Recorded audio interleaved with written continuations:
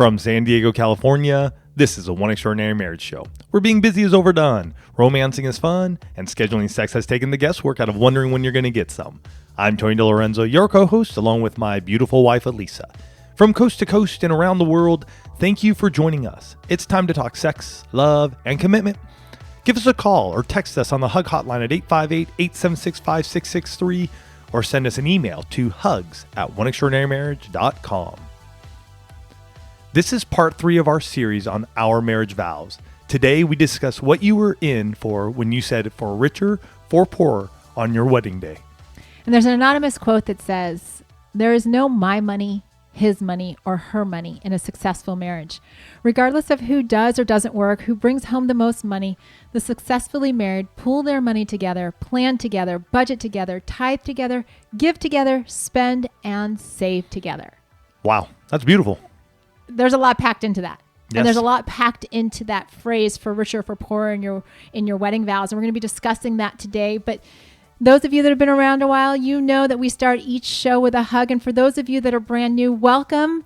Welcome to the One Family. Yes. We're so excited to have you. And if you don't know, a hug's an opportunity for you to hear from someone else in the One Family whose marriage has had breakthrough. And this week's hug is sponsored by Third Love. And we're going to be telling you a little bit more about how they're changing how we women get to shop for bras a little bit later in the show. But this hug comes from an Instagram message that we received and says, "Thank you so much for doing this podcast. I stopped listening for a while because I was mad at my spouse and didn't want to put in the effort. Well, I started listening again a few months ago, and I have to say, we just had our best fight. We were calm and talked through this painful situation over days and through lots of tears, but we are so much closer at the end. It was amazing. I couldn't have done it without your advice. Love you guys." Wow. So awesome. Well, we're glad to have you back. Absolutely. And you know, one of the things that I think is significant about that is that, you know, in our marriage, whether we're talking about, you know, how we communicate around emotions or how we communicate around money, there can be those seasons when it feels really tough. And sometimes we have to take a step back and then we have to get back in the game. Right. And that's what that wife did. And as we continue this series around our marriage vows and the power of those words to impact our marriage, we're talking about one of those areas this week that really caused quite a bit of tension. Oh, yeah. And did you really know what you were saying when you read those words for richer, for poorer, when you stood beside your spouse or across from your spouse on your wedding day? I know I had no clue. You know, and it's one of those topics that we're actually conditioned, I think is a good word, from a young age not to talk about. Right? Sure. You know, there are those things that they say you're not supposed to talk about in polite company, and money is one of them. We're also given all kinds of messages as kids that, you know, well, you know, it's impolite to talk to people about that. You know, you don't ask people how much money they make. I mean, our kids definitely don't have that issue. These kids have been raised, but that was breaking off all the messages that we had received. Sure. Because our parents, you know, a lot of you were raised in families where money was not discussed.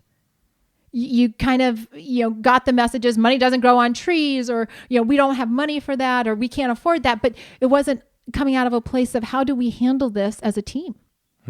Right. That was our situation. That was my family situation. And, you know, as you get married, you each bring in your own money stories. And that could be from, you know, I think a big thing of that is when do you get married? If you got married younger, you take a lot of those money stories that you did carry from your own family and what you saw. And as you get older, and if you get married when you're older, though, you take those in, but then you also take yours in and what you've done with money. And now you meld with your spouse. Whoa, there's a place for some fireworks to start going off. Well, and there are all these money scripts. Right? Because in my family, my parents did not talk about money. Right? I would often hear we can't afford that. You know, my parents had serious financial struggles. I've shared in past shows that we actually lost our home my senior year in high school. Like just a couple of weeks before I was leaving for college, we lost our home. We had to move into an apartment, all of these kinds of things. And so I carried a lot of weight and brought a lot of money habits and money beliefs into our marriage that just kind of got dumped on Tony when we stood at the altar and said the I do. And my whole belief system around not having enough really caused me to do some weird things with money, as far as, spending it and kind of hoarding it, and just making those decisions around money that were a struggle for us. And I will say, Elisa and I, throughout our courtship, rarely, if ever, talked about money. And so I will say for you, and as she looks quizzically, we really didn't talk about money and what we had, what we didn't have, credit card debt, other debts, how we would spend it. It wasn't a topic. And so if that's you're not alone. We've been there. I mean, the only place that we talked about money was how much money we were spending every month on our phone bill. Because back in the day, we actually had to pay for long distance phone bills. And so our phone bills were anywhere from like the $400 to $600 range every month. And so when you come up to the altar and you say for richer, for poorer, do you really know what that meant? And if you didn't, like us, this is where the journey has to begin, because you said that and you've come together. And so how are we going to start changing that money script that you had and you still have, so that the two of you can really stand upon this and say, for richer, for poorer, I'm with you. Mm-hmm. Wow. I'm the reason I was shaking my head is because I don't remember a single conversation outside of the credit card statements that would come, or the phone bills, and we just put that on the credit card. I don't remember a single conversation about finances or how we were going to do a budget. Nothing. The only thing I do, now that you bring that up with the bills, the thing I do remember early on, and I think this is before we were married or right after we got married, we were getting past due notices because we weren't paying our bills. Mm-hmm. And so I can't recall if that was right before we got married or after, but I do remember a time period there where we were getting stacks of those because we had no money and we had no plan together on how we were going to pay off that debt.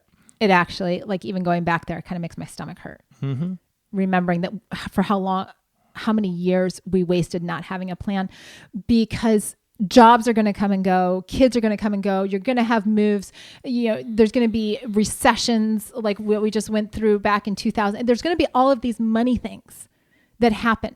Oh, there's going to also be times of success Absolutely. when you're doing amazing. And do you know how to take that money and use it to leave a legacy, not to just spend it because you want some toy?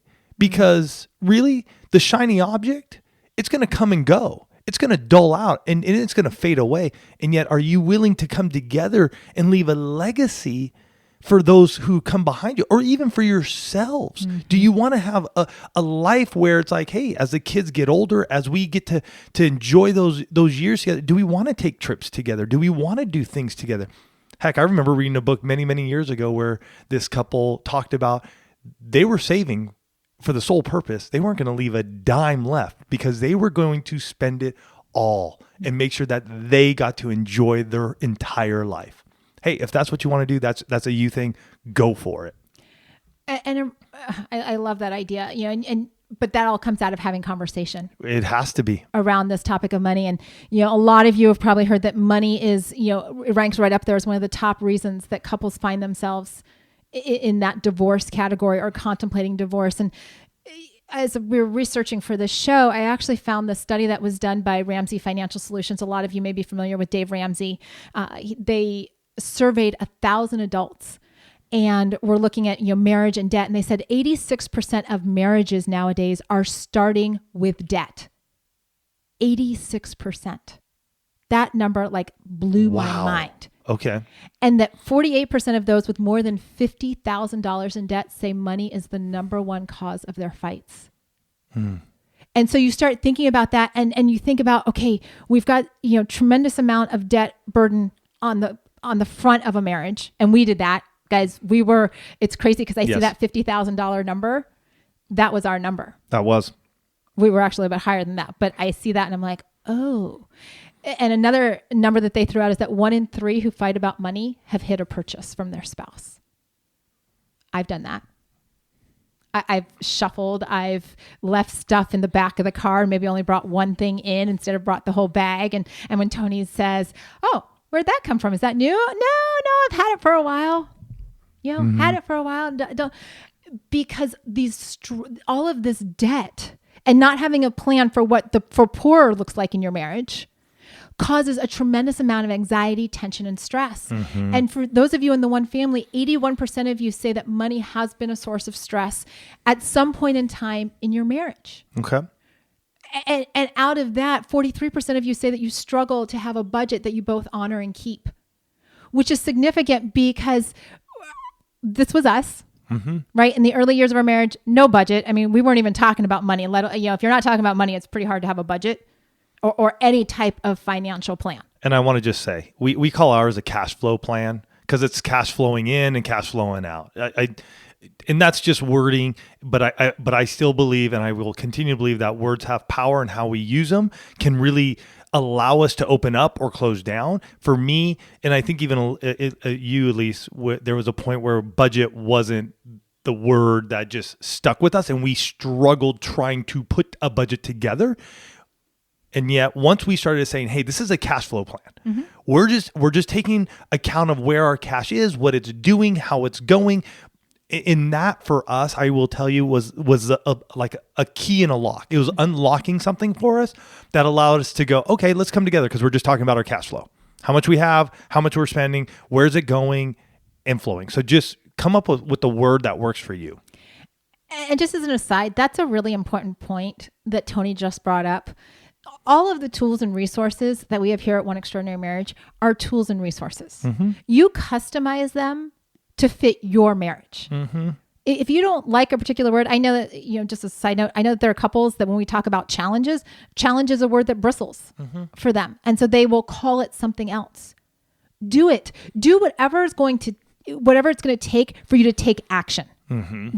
The word is not so important as long as it evokes the motivation to take the action behind it. Yeah. And in this area of money, we are taking this a little bit more from for poorer standpoint, because that's really where a lot of the tension comes in. Yeah. Right. And I will tell you, you can have tension when you have abundance as well, because figuring out how to manage that, how to gift it, how to give it, how to do all of those types of things. But in all honesty, when we stand up there and we say our vows, we're not thinking that there's necessarily going to be a for poor. I would agree with you. We stand up there and we're like, for richer and for richer and for richer, amen. For abundance, for not having to worry about it, for not having to have tension around money, for not having to worry about those past due notices, for not wondering how we're going to go paycheck to paycheck, or how we're going to, pay for Christmas, or how we're going to worry about, taking a trip, or all of those kinds of things. Those aren't the things we're thinking about.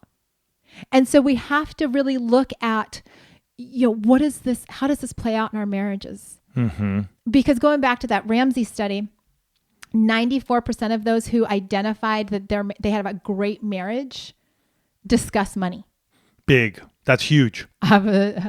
Whoa. You want a great marriage, you got to be in that place where you're talking about your money. And 54% of those who say that they have that great marriage are almost twice as likely to talk about money either daily or weekly.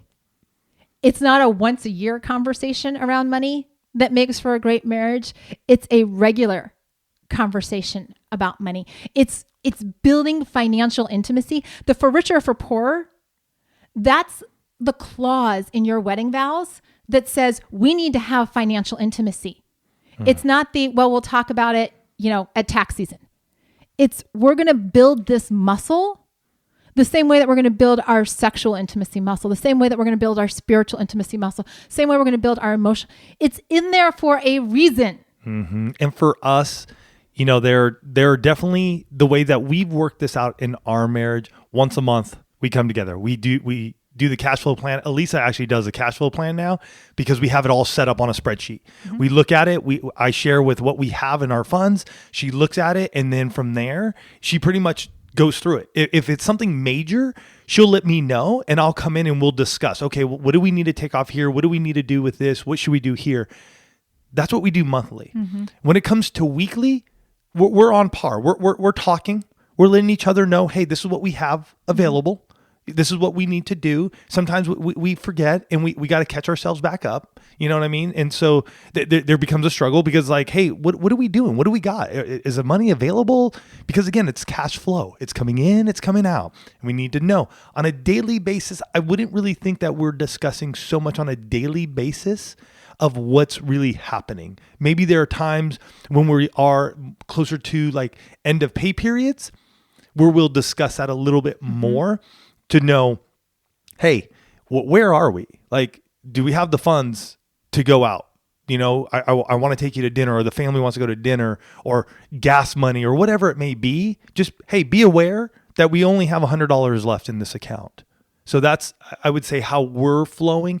But it is a topic that does come up regularly. And I would say a lot of other topics, not just the cash flow plan, but the investing, that gets discussed throughout all this as well.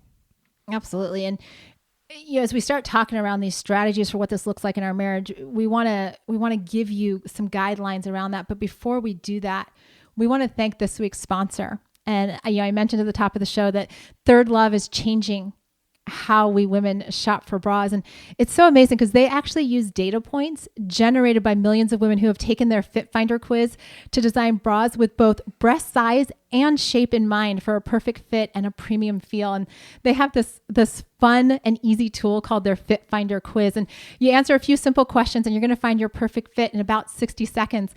And we talk about all different kinds of things here at One Extraordinary Marriage, but taking this Fit Finder quiz actually had me thinking, like, what is the shape of my breasts? How does my bra fit? Is what I'm currently wearing, is that comfortable? And it's amazing because since over 12 million women have taken this quiz to date, they've got so much information and just such an incredible range of sizes. They actually have over 70 sizes available, including half sizes, to make sure that you find your perfect fit, because your shape and size really do matter when you're putting on a bra. And the great thing about them is that they have a 100% fit guarantee.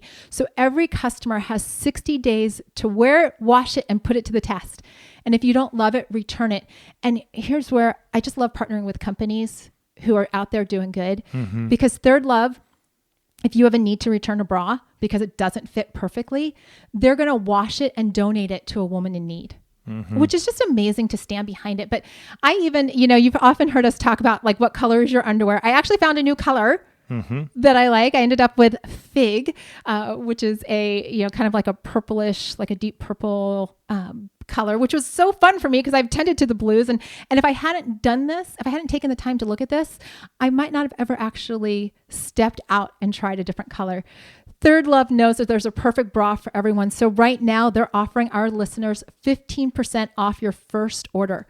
So go to thirdlove.com/one right now to find your perfect fitting bra and get 15% off your first purchase. That's thirdlove.com/one for 15% off today. So here we have this phrase, for richer or for poorer. And as we talk about what this really means in marriage, it was so inspiring to hear what it means to those of you in the one family. Because we asked the question. And again, if you ever want to participate in any of our polls, you can find them. We post them on our Instagram stories at One Extraordinary Marriage. And we'd love to get your input, because here's what some of you had to say. When we asked the question, they said, loving and supporting each other in the good times and the bad. Working as a team, no matter what the financial circumstances are. His or my problems are our problems. Staying when it's hard. And it's that last one that even like makes me emotional now.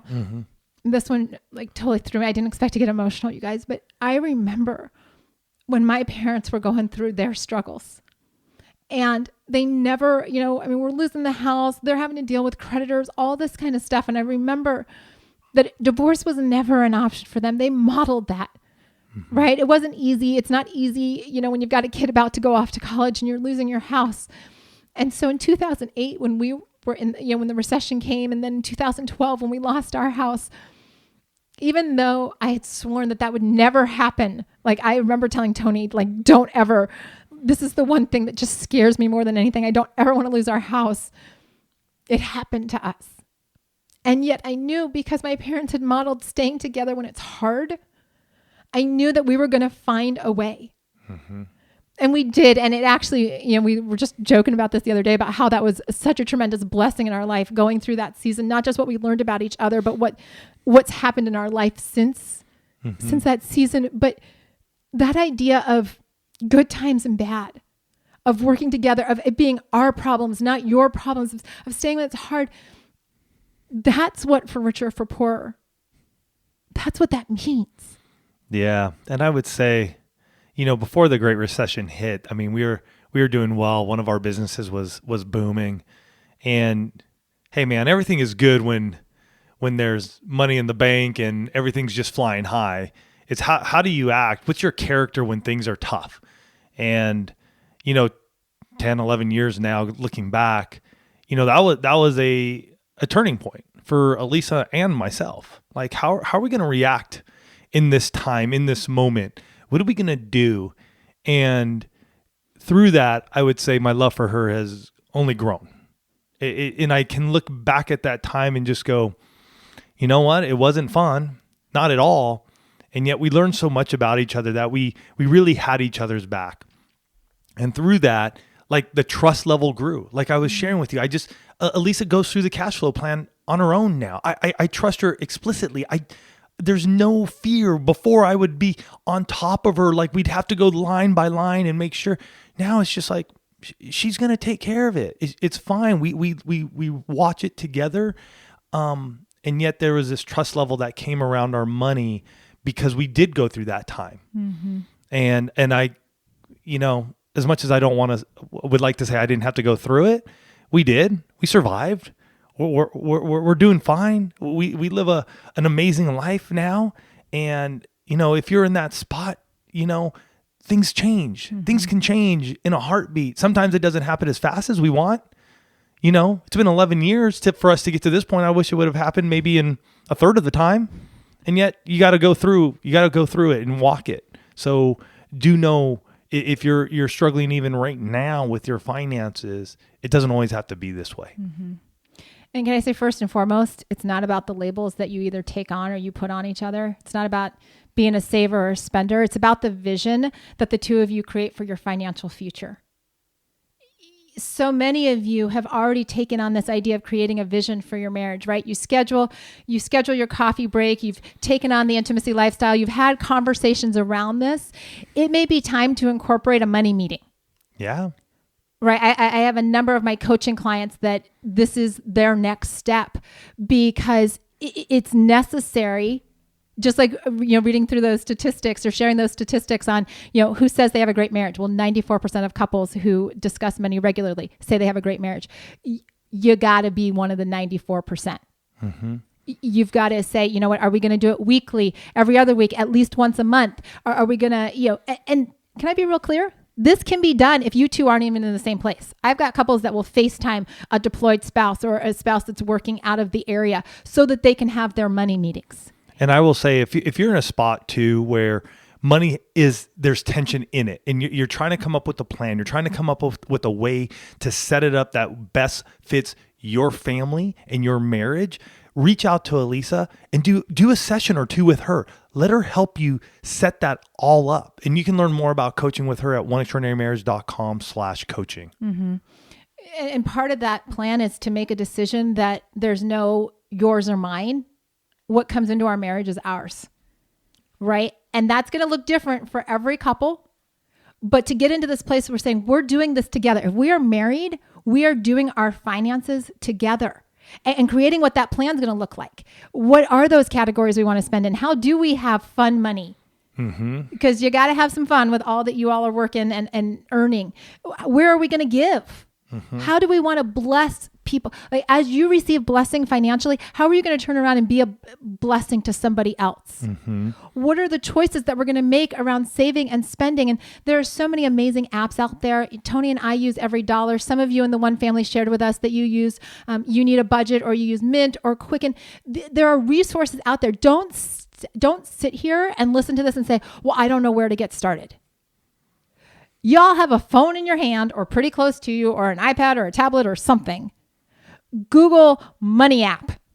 and see what comes up and see what's the best fit for the two of you.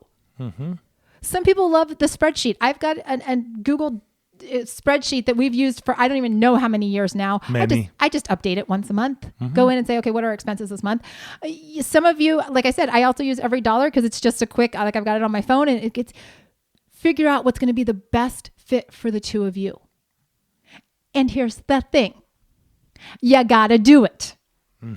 It's one thing to say, like I had a couple tell me in a coaching session a few weeks ago, they're like, well, we've talked about a budget.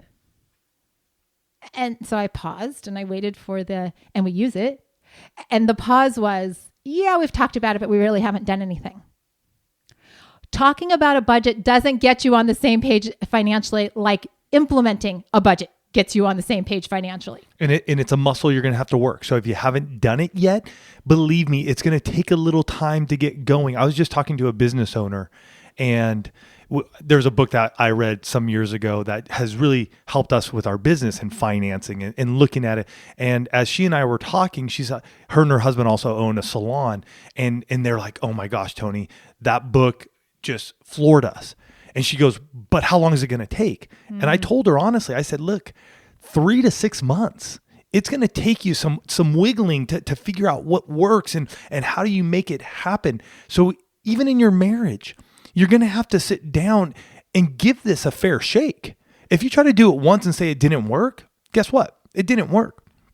Hey, there's going to be a lot you're going to learn about one another. What happens when you talk about money? Are you willing to stay in and share, or are you going to walk away? But you don't do that one time and learn anything. You're going to have to stay in it 3, 6 months, 12 months, 2 years. That's when you begin to see the process play out. That's when you get to see the work you put in, for richer or for poorer, is going to pay off, because that's when you get to go, we did it. Like, just like our 7 days of sex challenge, when you get to write in and you finish 7 days in a row and you say, we did it. It's the same thing with your money. For richer or poorer, we did it because we were willing to stick and even work through the uneasiness that happens when we have to talk about money. And for us, I will tell you, as many years as we've done it, there are still days, there are still times when that uneasiness will come up. I will want to run. I will want to do my own thing. And yet I married Elisa. I looked across from her. And when I said, for richer, for poorer, I wed you, Elisa, that meant I had to stick. And so we stick in there and we stay in there for the long haul, because that's where we see the success happen. And I want to say one thing as we're, kind of wrapping this all up. A lot of people have this idea that, as we talk about money and sex and those things that we're not really supposed to talk about, that money can be a weapon in marriage. I can withhold it. I can, not tell you what's going on, or I can do all these. Just like sex, money is not a weapon in your marriage. It's simply a tool. It's a muscle that you can choose to exercise. And when you get this mindset that it's not a weapon, it's not something to beat each other up with, but rather it's a tool to advance our marriage, to impact our community, to leave a legacy, to have the life, then all of a sudden exercising that muscle, using that tool, takes on a different mindset. And when you get to that place where you're saying, okay, you know what? Sometimes we're going to have to work a little harder with this muscle. And other times we're just going to kind of be coasting. It's all the same muscle, but start strengthening it now, so that in those times when maybe you're in a for poorer, you're like, okay, we know how to use this muscle. We know how to have those conversations. And when you're in that place of for richer, you're like, okay, we know we've got our foundation in place. We know the tools and strategies that we use. We know how to do this together. Don't let another day go by that you aren't working on your financial intimacy. Don't keep putting it off in the hopes of someday, because I'm telling you that your someday is today. Today's the day that you look at your financial intimacy. You look at those words, for richer, for poorer, and you say, let's build this and let's build it together. Yeah, go after it, man.